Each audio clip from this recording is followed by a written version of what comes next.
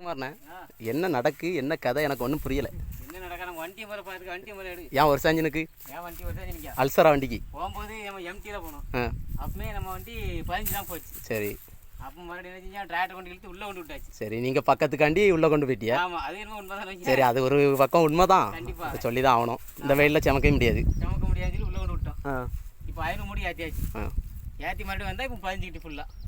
இப்போ என்ன டிராக்டர் அங்கேருந்து வருது. ஆனால் பாரு. ஆமாம், இது வந்து டிராக்டர் கட்டி இழுக்கணும். இழுத்துடலாமா? அது கடவுள் சைடில் தான் இருக்குது. அப்படியா? இது இன்னொரு பேர் என்னன்னா நம்மளை 10 பேரை ஒழுதி விட்டு போயிட்டாங்க. அது யான்னு தெரியல. சரி, அப்போ இன்னொரு டீமு அது அங்கே தனியாக வச்சுட்டு இருக்கு. அவங்க பூரா பக்கத்தில் பறக்க வச்சுட்டு இருக்காங்க. நம்மளை மட்டும் இப்படி போட்டு சாவடிக்கலாம். நம்மளே அப்படியே தனியாக விட்டுட்டு டயாயிட்ட சாப்பிட்டீங்களா? அப்படி இவ்வளோ நேரம் என்ன செஞ்சீங்கன்னு கேட்பாங்க. அது எல்லாரும் கேட்குது தானே. ஆமாம், நம்ம அதே மாதிரி திருப்பி கேட்போம். நீங்கள் நெஞ்சு அப்படின்னு கேட்கலாம்.